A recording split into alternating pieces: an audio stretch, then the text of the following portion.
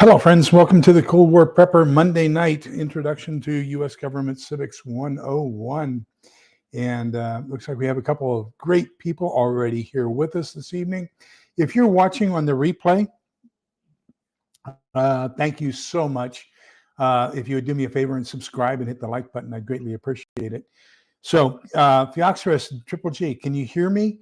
I'm having problems with my esophagus tonight, and I had to give a presentation at a meeting, and they told me, please speak up. And I said, this is as loud as I can get it. So let me know if you can hear me. Hello, Celtic Grandma. How are you?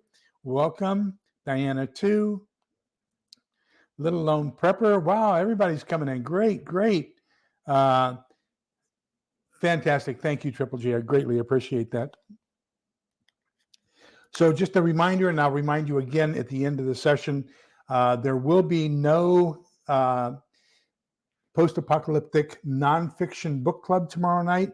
I have to go to get my first aid certification renewed, and that the only session they're offering is tomorrow night. So I will be getting my first aid certification renewed and get that training out of the way.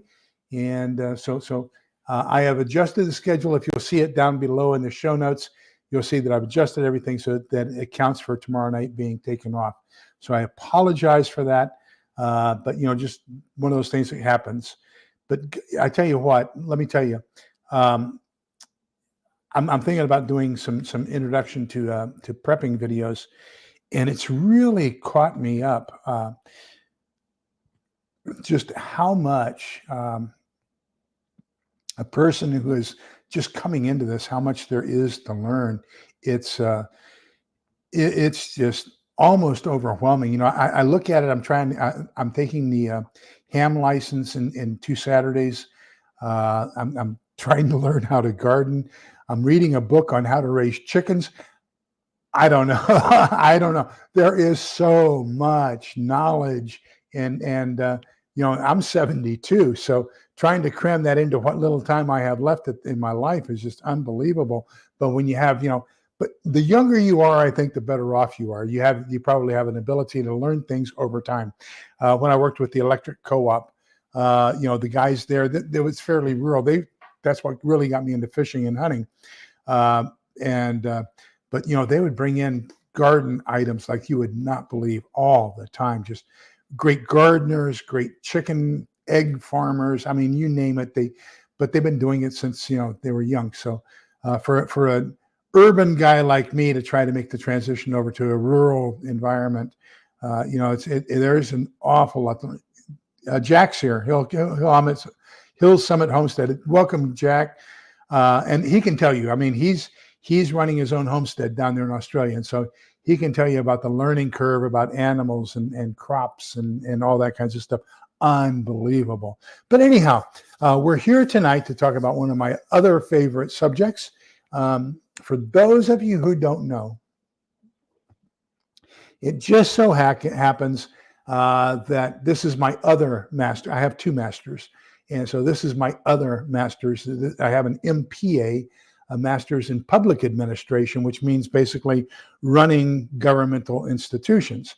Now, I had a focus in human resources management. So I have an MPA with a concentration in human resource management. So I was always, in the public sector, I was always a human resources director.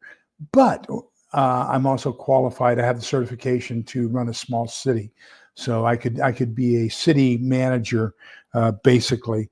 Although I don't want to get into the political part of it. I prefer the bureaucratic side of it. Just let me do my job, basically. So let me see what we got here.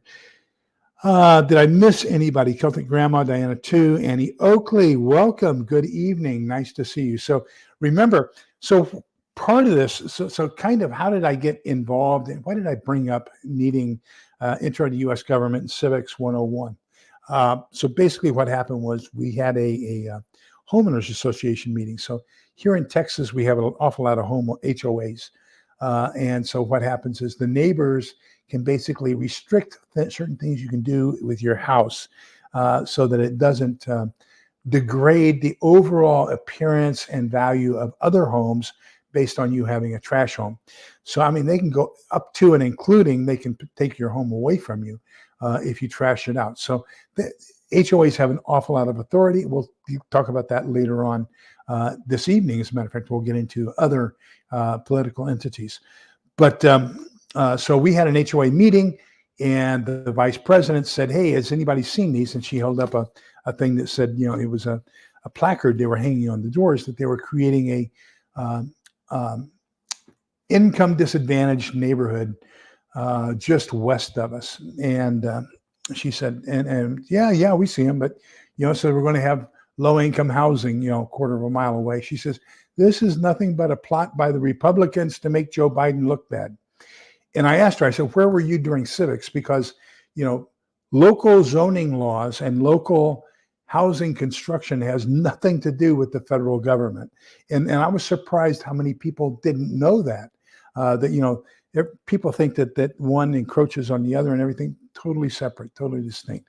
So local zoning laws don't have anything to do with the federal government. Federal government has fairly little, although the EPA is encroaching on that, fairly little to do with local zoning laws.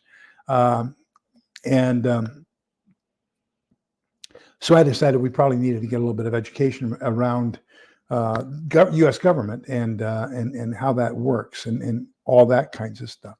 So that's what caused me to try to get into this class. Another portion of this is that I have a 4-drawer cabinet, filing cabinet out in the garage, and I have 3 grandchildren. And so my concern was if we have a real apocalyptic event, and we probably won't have schools and things like that anymore. So where will we have the educational materials to raise our children? So about a year ago, I did a survey. I said, what are some of the books? And a lot of you participated in that. What are some of the books that you would like to have included in a library to bring back society afterwards? And then I kind of created a library of books. So that's in another room of some of the great literature that's been produced. And so I started working on the home, what do they call it? When you study at home instead of going to a public school, homeschooled, easy term, homeschooled. So I got with the Homeschooling Association online, and I found out all their lesson plans and all of their recommended books and stuff like that. So over the course of the last 2 years, I have basically acquired from pre-K all the way up through a senior in high school, the books that are necessary to raise a child to the standards that we currently have. And I would really like to exceed those standards. But anyhow, hi, Princess Kicking Butt. How are you? So she and her husband have basically a homestead in southern Missouri, right on the edge of the Ozarks, if I remember correctly. Long time no see. Probably been about a year since I've seen you. But anyhow, so this book is basically from that stash of books that I have out in the garage in order to educate children in our government, what they need in order to replicate what they would be learning in school. So that's what we're doing here. Is we're using a senior book that would be used for homeschooling in information about our government. Okay, so that kind of the long history of where we are and why we're doing it. Hello, and Little Lone Prepper says they have zoning meetings here that are open to the public. Yeah, absolutely. In a lot of places, it's required. And in a lot of places, they have to have 3 meetings. So you have to have it announced, read, and discussed at 3 different meetings, at least here in Texas. Some of them are only 2, depending on what it is. But a minimum of 2 readings in Texas before they can actually vote on it. And it depends on whether you're in a MUD, which is a municipal utility district, whether you're in a watershed, whether you're in a zoned area, whether you're in an incorporated area. So there's a lot of different variations on that. We'll kind of get into those. Those are all different entities. So the roots of state and local government. So in Baker versus Carr, Supreme Court decision in 1962, it was a watershed in the evolution of state and local governments. The court applied the 14th Amendment to the U.S. Constitution and decreed that one person, one vote principle, which required each legislative district within a state to have the same number of eligible voters so that representation is equitably based on population. As a result, state legislatures became more representative, and the agendas of state governments became much more relevant to the needs of all constituents. Up until this decision, there was no standard. So you could say, for example, the city of Houston has one representative to the legislature, and El Paso, Culberson, and Hudspeth counties all have one representing those three counties, and that goes to the legislature. So you had a disproportionate representation. So since the U.S. Constitution says that it's based upon population, then the Supreme Court took that decision on how voting for state legislatures was to be broken down inside the states. They talk about equity. Okay, so here's the question: if you've got 100 people, okay, here, and you've got 80% of them are of one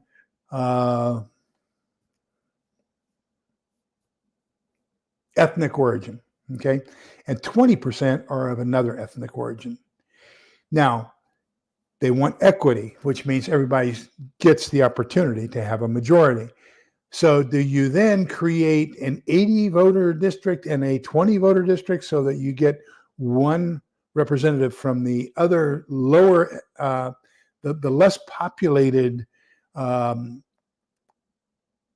did I say we're going to use, gender or national origin or whatever, versus an 80? Or do we go 50-50, even knowing that no matter how we draw those lines, you know, the 20 is not going to get a representative elected because it'll be 30-20. Then the same thing. How do you do that? Let's say if you have where it's disproportionate, but you have, let's say, 41-59, 49-51. Do you then divide it so that this area gets the 50, right? So they have their ethnic representative, and then this area gets 49+1. They get their ethnic representative. So that's what they call equitable distribution of the vote. Instead of using boundary lines, then you come up with these convoluted maps to ensure that everybody has an equitable representation based on the population. So that became they say it's a watershed issue, but it's also a watershed problem. Texas, as a matter of fact, during 2020 election, had our redistricting of legislative boundaries denied by the U.S. Supreme Court. Believe it or not, part of the restoration of after the Northern aggression against the South in 1860, part of that 1865 restoration was that the 13 members of the Confederate States of America, their votes are continuously monitored by everybody else.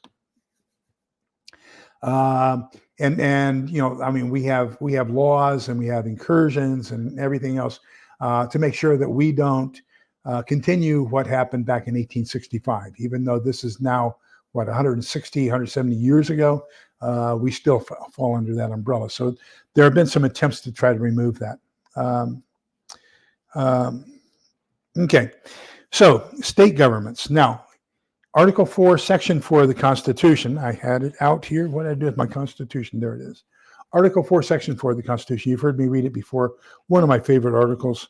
And it's the only place where a form of government is mentioned in the Constitution. And Article 4, Section 4. The United States shall guarantee to every state in this union a republican form of government, and shall protect each of them against invasion and on application of legislature or of the executive when the legislature cannot be convened, against domestic violence. So basically what that means is that each state has to have a constitution, just like the U.S. Constitution. But remember, the U.S. Constitution is supreme. Now, when it is not mentioned in the U.S. Constitution, then the 10th Amendment kicks in, okay? So if we go back and revisit that 10th Amendment, let me see if I can find it here real quick. Okay, the 10th Amendment says, the powers not given to the United States by the Constitution, nor provided by it to the states are reserved to the states respectively or to the people, which is the Ninth Amendment. So basically, if it's not one of those enumerated powers, now the enumerated powers are in Article 1, Section 8, and also in the 16th Amendment. Why do I say the 16th Amendment? Because that gave Congress the authority to tax your income, okay? So those two, Article 1, Section 8, and the 16th Amendment, are the things that the federal government's allowed to do. Everything else is under the purview of the states. Remember our history. When we were formed, we were 13 individual colonies, each with their own constitution, their own charter, their own rules, regulations, how they got representatives and everything else. We did not become a, quote, country until the Constitution was ratified in 1785, I believe, 1785 or 1786. Let me check here.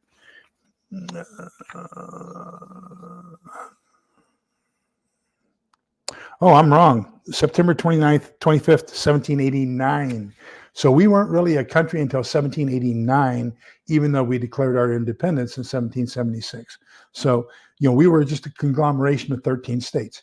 Now, we still were primarily a federal form of government. That is, states' rights were greater than federal rights up until the 17th Amendment, which was in 1917.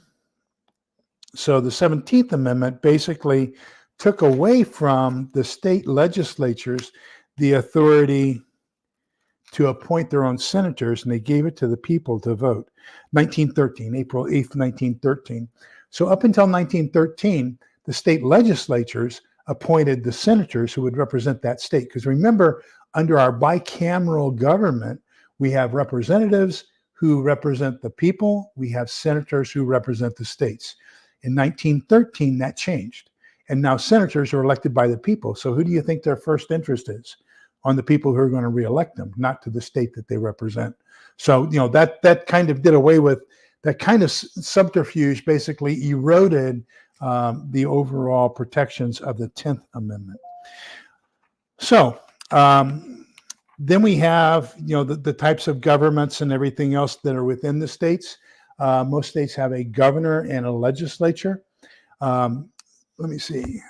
Let me catch up before I lose it here, because it's going to scroll past and I don't want to lose those. So let me catch here. In what made Western democracy different to former Eastern Bloc democracy, West, the majority tried to ensure the minorities were not infringed upon by the majority.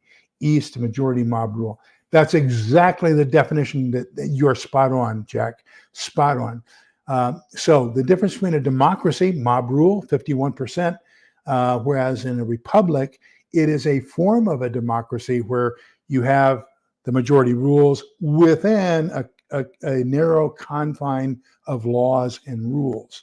So a posse catches a guy that they suspect of stealing cattle out on the open range, out on the open range.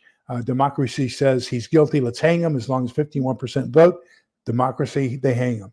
In a republic, they say, they catch him, they say, let's hang him. They say, no, he's entitled to a fair trial of his peers. So then he has to go to trial before he can be hung.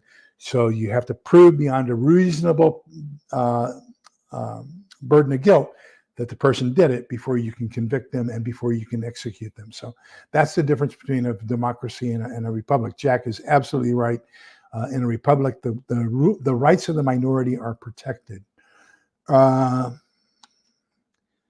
so Ting Ting says every state government can protect themselves from the federal government within certain guidelines. Yes, absolutely. So that's the 10th Amendment.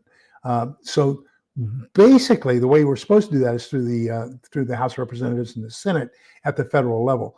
But we're seeing that tested right now on the border here in Texas. And so Government Abbott is saying, yes, we agree.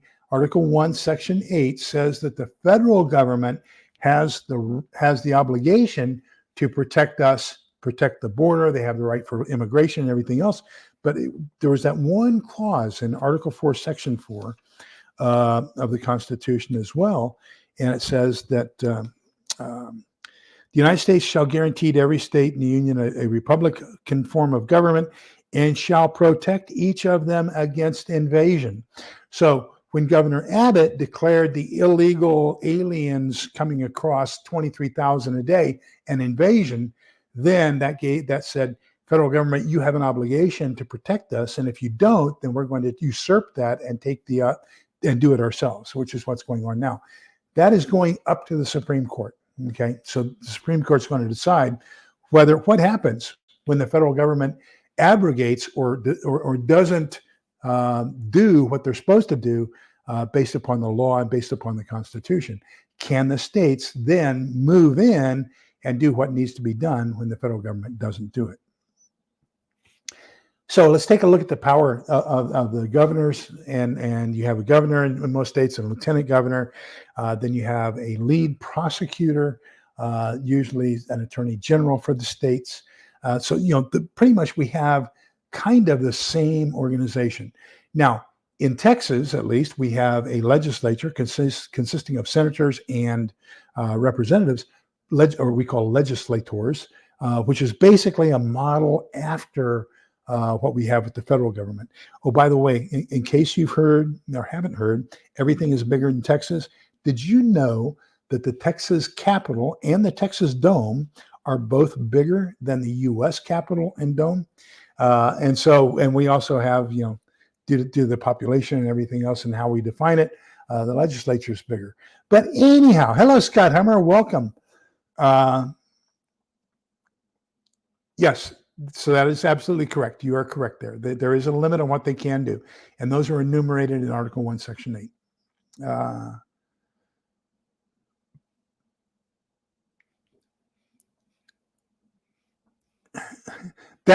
So Theoxerus, you're cynical, but you're quoting President Biden. That is exactly what President Biden said. He says Texas can do what they want, but we have F-15s or F-16s or whatever. So anyhow, so we have the parties and everything else. So if we had the 17th Amendment was done away with, the vast majority of state legislatures are Republican, and so that would greatly switch the representation in the Senate, so that it would now be a Republican-controlled Senate. If we were under the way that the Constitution was originally intended. So one of the biggest questions is budget creation and expenditure. And so in the U.S. Constitution, it says that all bills raising revenue must originate in the House of Representatives, which is why Senate Bill 2 had to be changed by Chief Justice Roberts. He changed the wording in it to make it legal and passed it. He changed his vote, and it became known as Obamacare. But basically, because there is a form of taxation in the Obamacare bill, it could not pass as it was written because it originated in the Senate and it has revenue raising authority in it. So Chief Justice Roberts had to change some terminology and everything else, and then came in sweating and changed his vote. Something tells me something fishy happened there to cause him to do that. But anyhow, so if we go back to one of the and we have to remember there's two different court systems, okay? There's the federal court system that enforces federal laws, and the Supreme Court interprets all laws, okay? Now, when they interpret a state law, it's usually does that state law violate a federal law, okay? So if there's not a federal law covering it, then state law can do what they want. And so we see some famous cases as a result of that. Escobedo versus Illinois, Mapp versus Ohio, Miranda versus Arizona. The Miranda is the one where you have now the Miranda rights. Mapp versus Illinois, Mapp versus Ohio was, making sure you had a warrant. And so Escobedo versus Illinois, all these cases basically went to the Supreme Court and said, these states are doing things wrong. And so you notice that in all three of those cases, it's versus the state in the Supreme Court title. And so that's where you get an opportunity to overturn a state's law, is by taking it to the Supreme Court. But anyhow, So there's an awful lot of power given to the President of the United States, executive power, and to the governors of most states. Texas now has the least power of any governor of the 50 states. So Governor Abbott, believe it or not, is not as strong as everybody thinks he is, simply because of history. So let me see if I can find that here for you real quick. And it all has to do with the pardon clause. If I can find it here. But it's talking about Ferguson. Here it is. James Ferguson, governor of Texas, from 1915 to 1917, granted 2,253 pardons. His successor, William P. Hobby, that's who the airport in Houston, not the big one, the little one, that used to be the main airport south of the city, south of the Astrodome, as a matter of fact, on the corner of 435 and 35 south. William P. Hobby became the governor. He granted 1,518 during the next 2 years. We have 2-year terms as a governor. And then Governor Miriam Ferguson, which was the wife of the first James Ferguson. We call her Ma Ferguson here. She was one of the first female governors, by the way, outdid her husband and issued 3,800 during her term. So the Texans were used to shady dealing, wheeling and dealing in politics, but this volume of pardons seemed excessive. So the Constitution of Texas was amended to remove authority to grant pardons and paroles from the governor, and this power was placed in the hands of a board. And that board is the members are appointed on a staggered term so that no one governor, even with 2 terms, can control the entire appointment of the board. As a matter of fact, I have a very good friend who is the head of the Board of Pardons and Paroles. And I think he may very well become very soon, his name is Oliver Bell, he may become the first Black governor. He's a phenomenal guy. I knew him back in San Angelo when he was in high school, and then he got an appointment to West Point. Brilliant guy, just a very smart guy, really nice personality. I don't know how the heck he fit his 6'4" frame in an M1 Abrams, but he was armor and he did it. So anyhow, so then same thing with budget creation and budget spending. Different states do it different ways. Here in Texas, it's brought in the legislature up to the Senate. We model basically the same thing as the federal Constitution. Of course, the voting terms and everything else, how that happens with the Baker versus Carr back in 1960. I forget 1962, I think is what we said. But anyhow, that kind of changed the whole way in equity and how we voted for legislatures and how and how the Senate is appointed and everything else. So that kind of changed everything. So, and then, of course, different people have different things. Here in Texas, everybody has a 2-year term: governor, senator, legislator. Nobody, and then there are term limits for that as well. So we talk about in Maine's Constitution, Maine and Colorado, Florida, Ohio, and South Dakota, Montana, Arizona, and Missouri have fairly long term limits, 8 years. Louisiana, Nebraska have, Oklahoma, Louisiana, and Nevada have 12-year term limits. The rest of the states don't have any term limits. The shortest of them is California, only has 6 years. But, so term limits is another issue that comes up. For example, Governor Rick Perry was the longest serving Texas governor because there is no term limit on our governor, although they're trying to put that in place. Then we take a look at the 2 different types of judicial systems, state courts versus federal courts. And of course, in the state courts, you have municipal and specialized courts, and that's going to be either a jury trial or a bench trial. Now, a bench trial is you waive the jury and you accept the decision of the judge. And that's going to be one judge per court. They're elected, appointed, depending upon your constitution, for a fixed term. Here in Texas, we elect them. And that's for a period of 2 years. They have what's called original jurisdiction. So anything that's happening inside that area that they have jurisdiction over, that's all they can hear cases on. So, for example, when I sued the person who bought my store for breach of contract, I was very lucky because it happened in Williamson County. Williamson County is a fairly conservative county, and it used to be the most conservative in Texas, but we've got a lot of high-tech people that have moved in. And so I was very lucky to have the judge that I did because, very strict and this is what the law says, this is what we do, instead of all the touchy-feely stuff that I would have gotten had it happened down in Travis County, which is the county that Austin is in. So, and we did a bench trial, okay?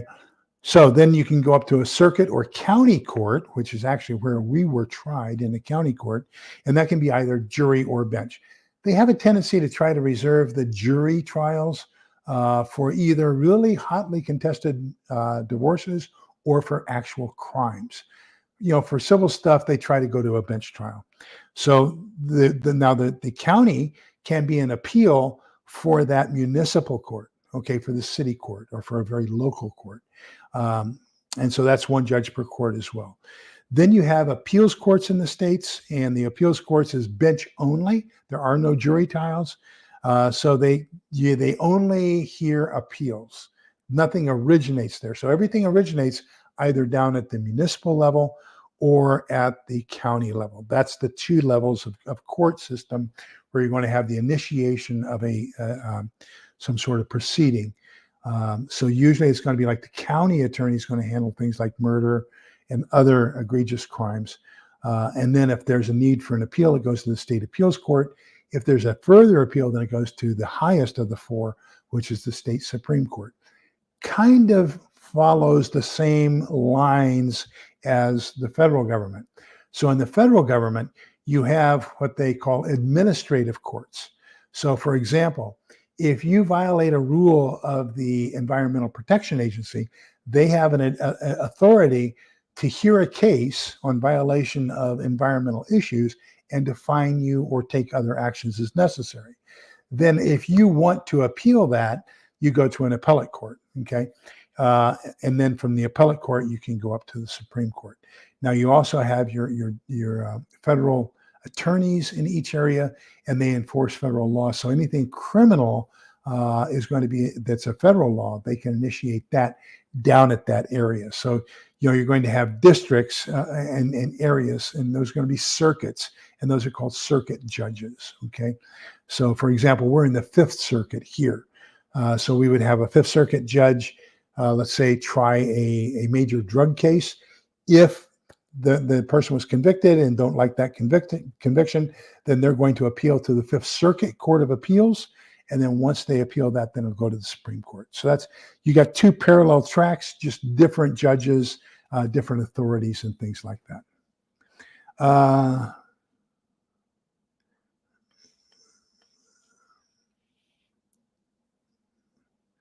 I'm sorry, I'm being quiet, but I want to catch up with chat. And let me turn my mouse back on because my scroll bar doesn't work without the mouse. Apple, high technology. There we go. Okay, now I can scroll a little bit. So a referendum is the highest level and most powerful decision-making tool of any nation with democratic values. Voting processes, highly recommend the Swiss model for this. It is good. So a referendum basically is just putting something on a ballot for the people to make a decision. And so that in the U.S. government is covered in Article 5 as far as amending the Constitution. I believe it's Article 5. Yeah. So Article 5 basically is our referendum process and on how to change the Constitution, and that's in that is in our Constitution. So basically, it's from the Latin to refer back to the people, referendum. So refer to all, or refer to the crowd. basically. Let me see here. Currently, there is the way that they're using the legal system to delay following the Constitution. They know they'll lose in court in some distant future date when it's too late. Yes. And so part of that process is to get fixed courts and fixed things. So I think that's what they're trying to do to Trump. They're actually, in my opinion, all of these salacious attacks on Trump that they're trying to get him in court, all these different lawsuits, I don't think it's necessarily to convict him to keep him off the ballot. I think what it is to bankrupt him so that he is no longer a political threat with his own, because remember, he pretty much funded his own campaign last cycle. And I saw it there was a website that I was watching yesterday in live, and in the comments, there was this one guy kept saying, "Why are you donating to a billionaire? Why are you donating political funds to a billionaire?" So I think that's the whole strategy that they're trying to use: bankrupt them and then say, "Don't you feel guilty giving money to a billionaire for political purposes?" So I think that's the route they're trying to take. Okay, so we talked about municipal and specialized courts, circuit county courts, appeals courts, and Supreme Courts. And then it all depends on how the Supreme Court is selected. So different states do it different ways. Here in Texas, our Supreme Court is elected. It's legislative appointment for the state Supreme Court in South Carolina and Virginia. It's gubernatorial appointment in Hawaii, Maine, and New Jersey. It's a merit plan on basically how you ascend to being Chief Justice in about 42 of the states.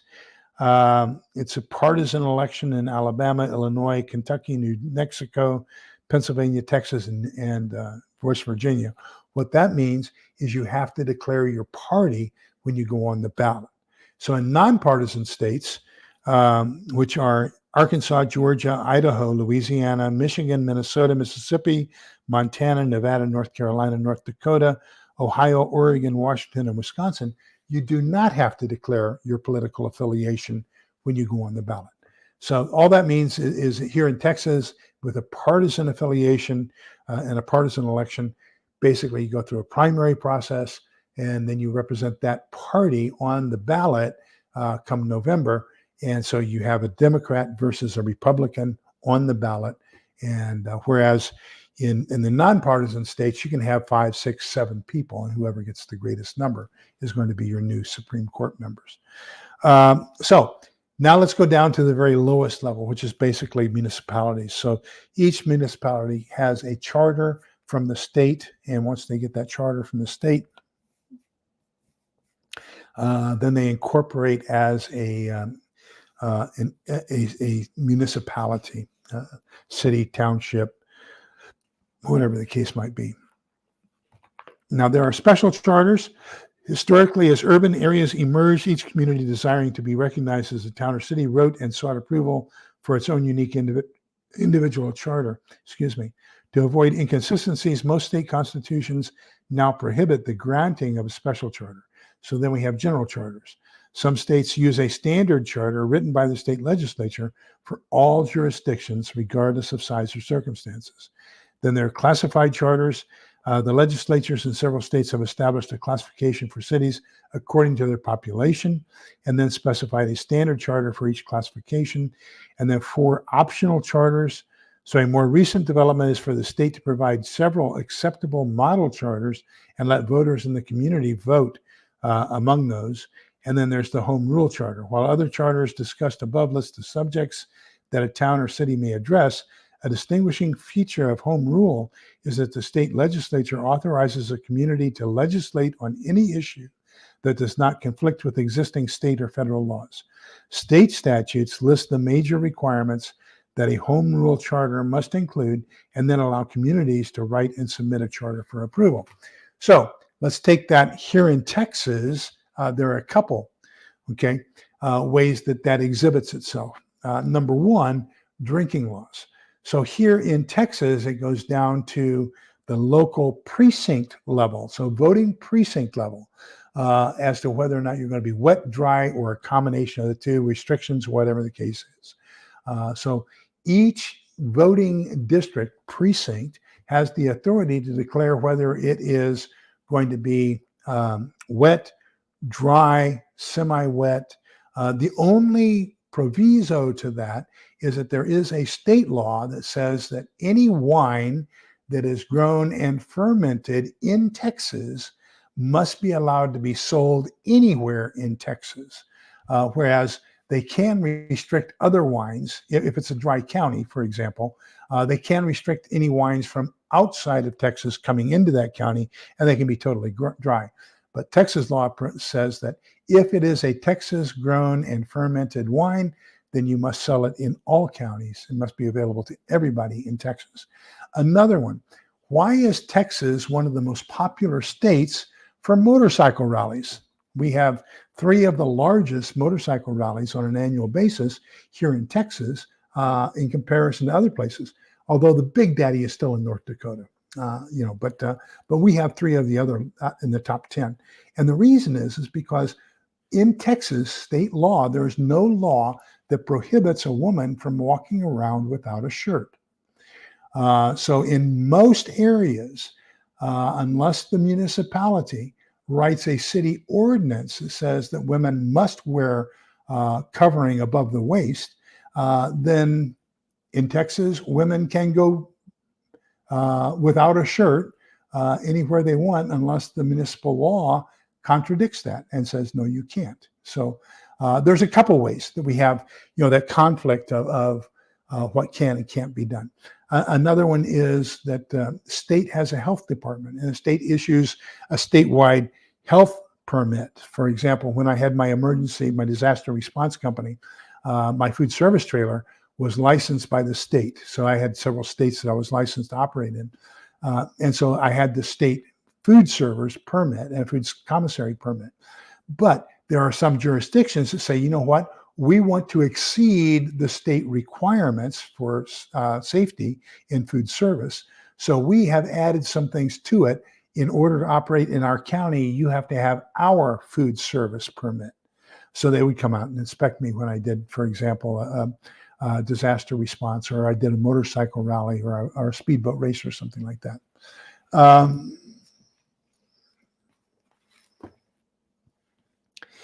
So Triple GS, can the National Command Authority federalize the Texas National Guard? And if they do, what happens at the border? I've got several answers for you there, Triple G. The first one is, yes, they can. The National Guard basically, remember, can be called up to active duty, and they have been. Several National Guard units, for example, here the 39th Infantry Division is what we have here in Texas. And you will see several of them walking around with 39th Infantry Division patches on their right shoulder. What that means is that they were called active duty and they actually saw combat in either Iraq or Afghanistan. Anytime you see a unit patch on a soldier's right shoulder, that's a combat patch. They did combat with that unit at some point in their military career. Left shoulder is where that soldier is currently serving. So, for example, you could have 39th Division patch on the left shoulder and a 1st Infantry Division patch on the right shoulder. Just shows that you were in combat with the 1st Infantry Division, but you're currently serving in the 39th. So that's, yes, he can. And he has, so on several occasions. Number 2, what happens if he does? Well, that's the reason why there are 29 states that have sent their National Guard to assist our National Guard on the border. So if the president nationalizes the 39th Infantry Division, the Texas National Guard, those other 28 states, he'll have to nationalize theirs too, because they are now, their governors have sent them to voluntarily work under the auspices of the commanding general of the 39th Infantry Division. So although they belong to the governors of those states, they're being temporarily assigned to the 39th Infantry Division. So, that he has it. Now, if that general gets nationalized, it goes over to the head of the Texas military. And so the head of the Texas military can then run those other 28 divisions. Now, why does Texas have a Texas military division? Because we also have the Texas State Guard. So the Texas State Guard is 4 brigades, almost as big in manpower as the Texas National Guard. Texas State Guard is controlled totally by the state and not by the federal government whatsoever. Now, it mirrors everything that the federal government has, but the Texas State Guard primarily focuses on engineering, field medical services, logistics, and military police. So you've got those four major branches within the four brigades of the Texas military and the Texas Guard. And so they've been called up. As a matter of fact, I thought that by enlisting in the Texas Guard when I was 18, that would get me a draft exemption. Boy, was I wrong. I had to have been in the National Guard to get the draft exemption, not the Texas Guard. So anyhow, you can look up Texas State Guard, and yes, we have four brigades, totally independent from the National Guard, so they could assume the roles that the National Guard is currently doing. Remember that the governor has also sent most of the Department of Public Safety, which is our state troopers, down to the border to assist with border control as well. So there's several different options there. So we're not too hemmed in under that threat. And I think that once that happened, once it was realized that President Biden would have to nationalize 29 divisions in order to control us not putting the concertina wire on the border, he kind of dropped that thing where he's not that interested in doing it anymore. Hello, Holly Ivans, welcome.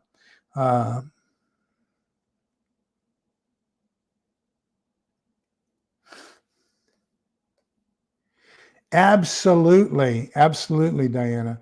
I agree with you. I think that since it requires 3/4 of the state's legislatures to ratify any amendment, you're absolutely right. Having a convention would be the ideal way to get it passed, especially things like term limits and balanced budget. Oh, that's something I wanted to talk about here as well. We keep talking about the line item veto, and that's discussed in these chapters where we are now.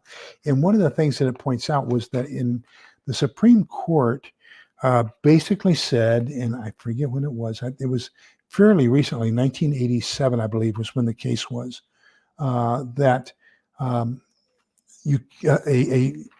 governor and consequently the president, under existing law, cannot have line item veto. That they can have a pocket veto, they can also have a general veto, but they cannot have line item veto. Now, one of the things that we also have to concern with is the Northwest Territory. So when we started the Northwest expansion and came out with the Missouri Plan and a couple other things like that, it dictated that all states who joined after that point, and I think there are only like 17 or 18 states at that point, must have a state constitution. It has to pretty much model the U.S. Constitution. Let me see. So it should be here in this area. So the different types of city councils: mayor council, council manager, and a commission. Now, counties pretty much are going to have county commissioners. We here in Texas have municipal judges. So we call our county commissioner basically a judge. Okay, where am I? Referendums, recalls.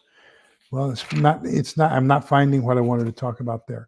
But anyhow, so, maybe we could get a balanced budget amendment, some states. Really good book on this is Mark Levin's book on, just one second. Let me go to my library.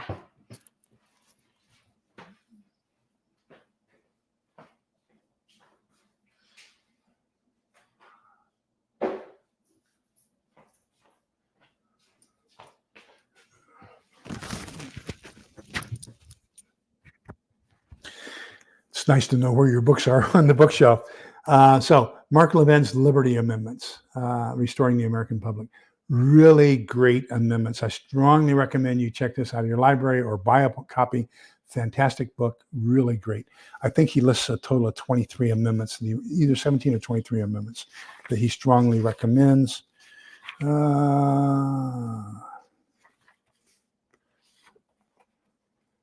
I I don't see it. It's not numbered. But anyhow, great footnotes, and he also gets into the Federalist Papers, the Constitution. I mean, he has a lot of great ideas in here that are really, really phenomenal.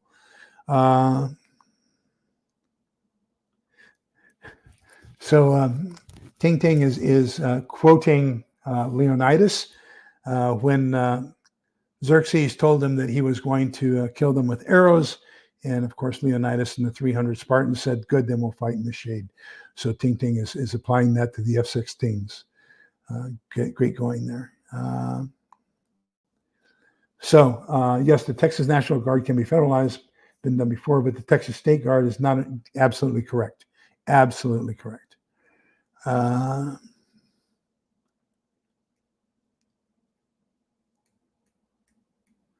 Okay, the Texas State Guard is all volunteer, I believe, and not under federal control. Those folks only get paid about $150 a day if they get called up. I didn't get paid anything for the weekly meetings. We only got paid when we did full day meetings, and you're right. I don't know what the current pay is. Back then it was like $13 a day, but we're talking 1970. So, it's been a while. And as a matter of fact, the reason I got into it was because the company commander in El Paso was my ROTC instructor in high school. So Major Gutierrez, and then he became a lieutenant colonel and became a battalion commander. But he was our ROTC instructor in high school, and then he was the company commander of the MP company in El Paso. Oh, speaking of which, the list of ugliest cities in America came out today, and number 10 is my hometown, El Paso, Texas. It has been voted one of the 10 ugliest large cities in the U.S. So now you know why I live in the Austin area and not still in El Paso. So if the Oxford is saying we have a lot of aerial refuelers up every day, they're filling up another AC constantly all day. Yes. And the other thing that people don't realize is that fighters have a very limited range, usually about 500 miles. So you're going to have to refuel about every 500 miles. So if they're shifting a whole bunch of fighters, so let's say if they're taking a squadron and flying it from Ellis Air Force Base in Florida to, let's say Israel, okay, that may require a whole bunch of KC's Stratotankers up in the air to refuel them every 500 miles as they're flying over to Israel, crossing the Atlantic Ocean.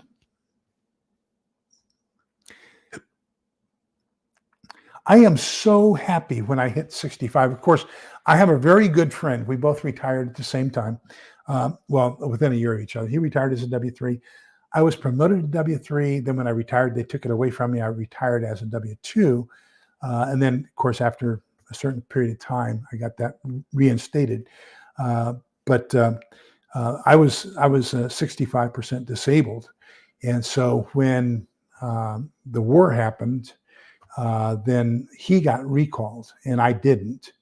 And so he stayed for almost 35 years and retired as a master warrant officer, a W5. And so a lot of things changed in the Army after I retired. And warrant officers are basically now equal to, so you have the W grades, the warrant officer grades, pay grades, and you have the officer pay grades. So W1 is basically an O1, W2 is an O2, W3, which is what I was, would be the same as a captain or an O3. So he was basically a W5, which is the same as lieutenant colonel. So as an MW5, he even had the spaghetti on his bill of his hat because he was considered a field grade officer. W4s and W5s are considered field grade officers, whereas W1s, 2s, and 3s are considered company grade officers. So I just had the straight black brim on my hat. So that's really neat. But I can't be drafted. Although I would voluntarily go. I mean, if they need, I keep up on my Russian. So, if they need a Russian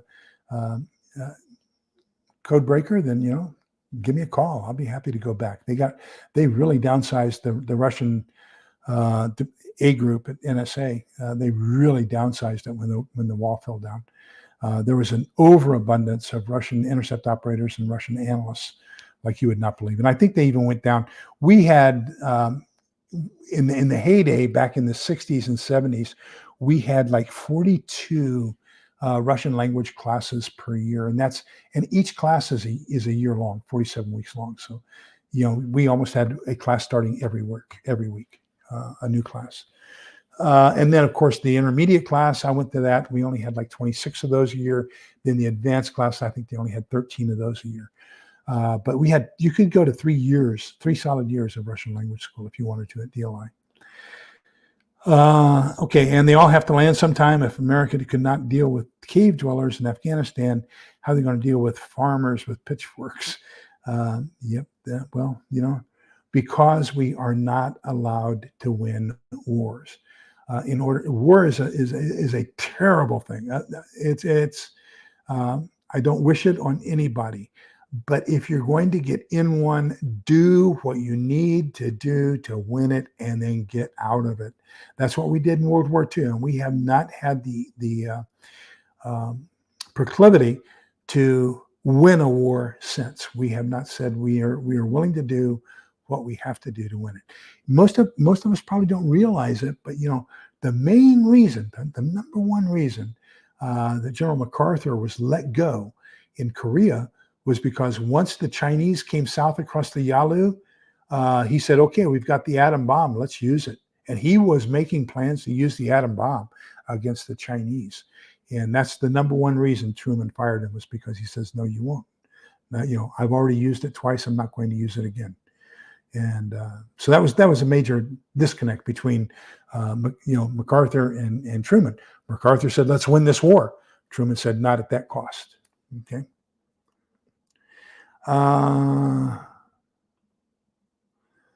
Only 111% made America free in 1700s. I'm not even sure it was 11, Ting Ting. I think it was less than that. I think it was like 6 or 7% of the people were, as a matter of fact, it was only 3%, because that's where the 3%er thing comes from. I'm part of the 3%, which was the revolutionaries. So that, 3%, I think is what it was. Could be wrong on that. You may be right, but I think it was even a smaller number. I think it was only 3%. We're actively engaged in fighting. Texas was the only place on earth I've been to that said, reminds me of home, old school state of Victoria.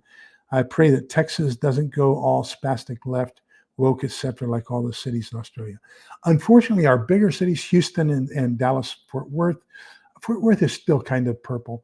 Austin, they're all blue. But the rural areas in Texas are very red. We used to be considered rural here, but then now we have Samsung, we have Dell, we have, what's that big water park? I forget the name of it. It's an indoor water park, the largest in the world. It's here in Williamson County. So we've had so much growth. We've got a new factory coming in, a new chip manufacturing facility.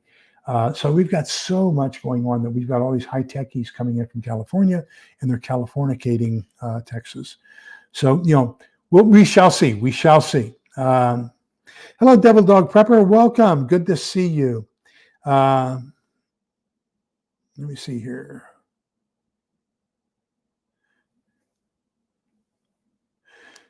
Okay.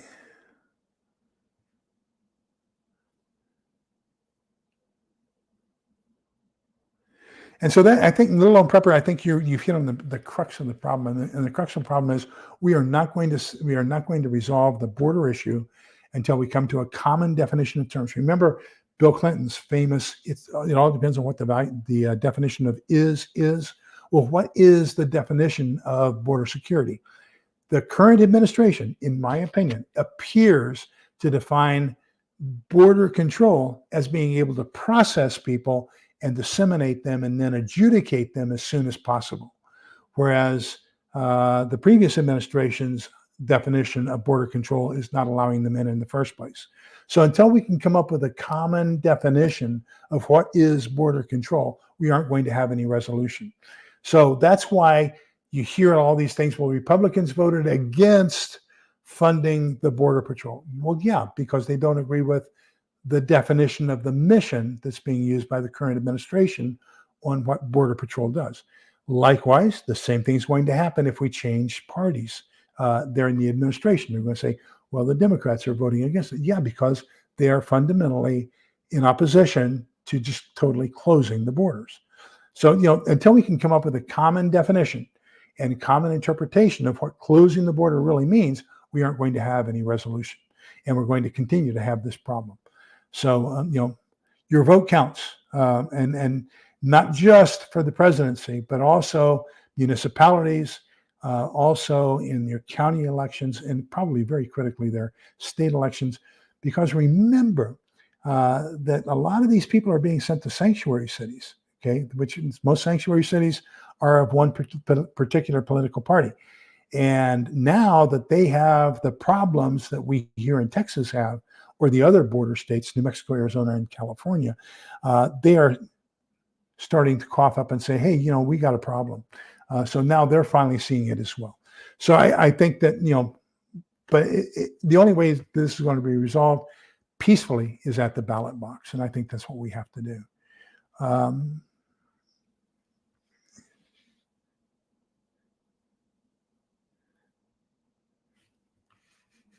Annie Oakley says she's listening, considering using this video in my homeschool government class tomorrow. We have been going over the Constitution. Well, thank you very much, Annie. I greatly appreciate that. Yeah, so we're basically at the senior and high school level is what we're discussing. So let me see. I saw another one here I wanted to talk about. Triple G says, seems like the process is the punishment. And that's exactly what it was supposed to be. Our Constitution was designed so that once it was implemented, change occurred slowly. And we've got all these people who want to radically change things on a quick. Okay. For example, Harry Reid on passing Obamacare suspended the rules. There is a rule that you have to have a 60% vote to get a bill out of committee and onto the floor of the House of the Senate in order to vote on it. Okay. Harry Reid suspended that rule so that a simple majority got it out of committee and onto the floor, and then a simple majority on the floor passed Obamacare. So, I mean, when you have the suspension of rules by whoever's in charge of that entity, that sets a very bad precedent.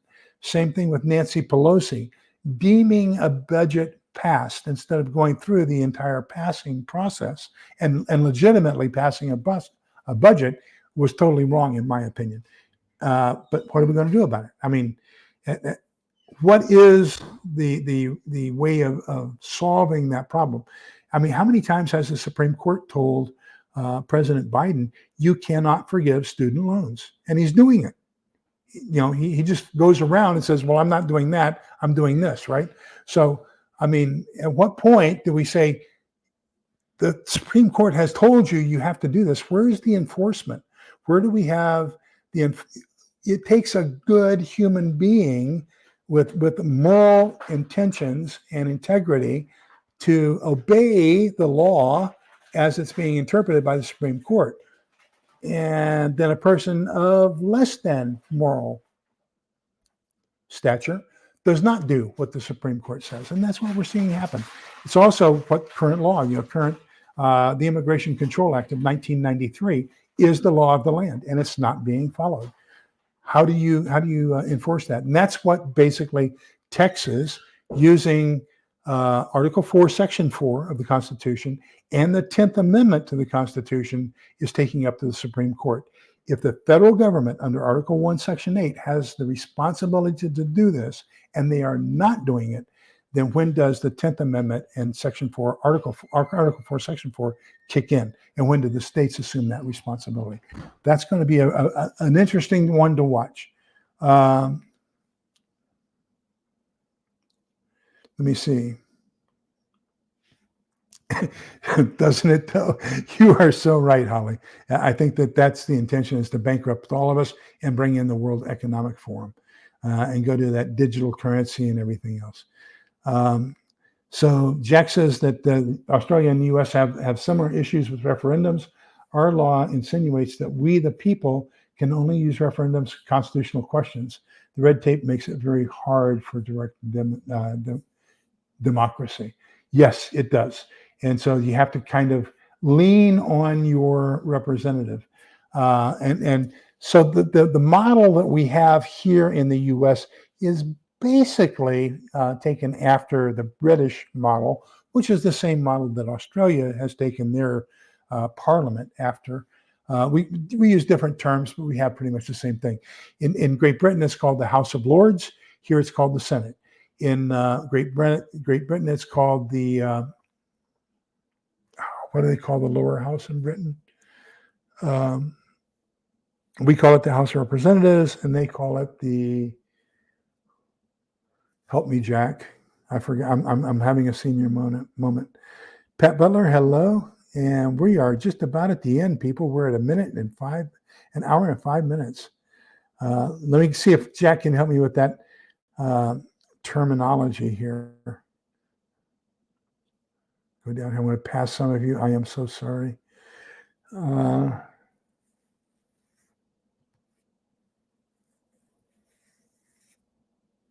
House of Commons. Thank you. Thank you, Ting Ting. I was having a senior moment. Okay. So that's pretty much where we are.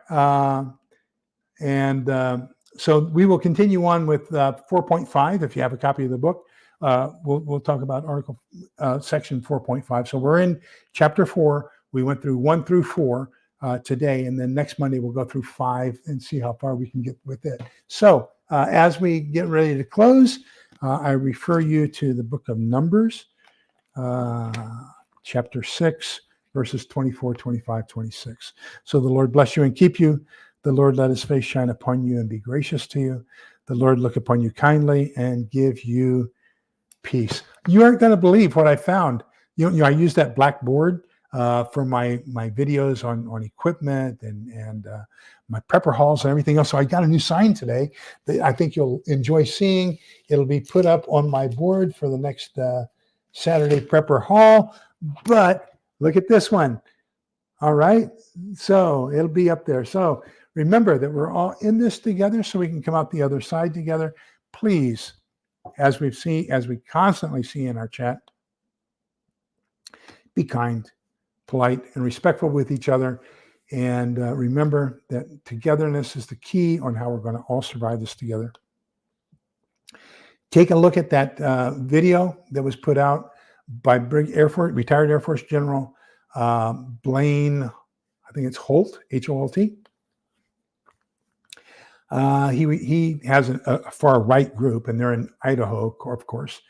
And one of the things he's talking about is, remember, we have had somewhere in the vicinity of 20,000 military-age unaccompanied males from China cross the border since October 1st of last year. General Holt says that he has seen them engaged in weapons practice on ranges in Idaho. So, we've got basically 2 divisions of Chinese infantry here inside the United States. If you read the book, Total War, by the 2 Chinese colonels, they talk about how they can take over the U.S. And you won't even know that it's them doing it. A lot of stuff going on. Please keep your head above water, keep your head on a swivel. And if you see anything really suspicious, please let somebody, especially your county sheriff, know what's going on. Take care, everybody. Thanks for being here. And if you like the show, do me a favor. You can share it, you can like it, and you can subscribe. I love new subscribers. Take care, everybody. Have a nice evening. Bye-bye.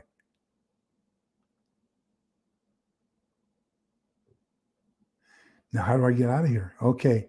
We've got all these New York preppers. We can get rid of that one. We can get rid of that one.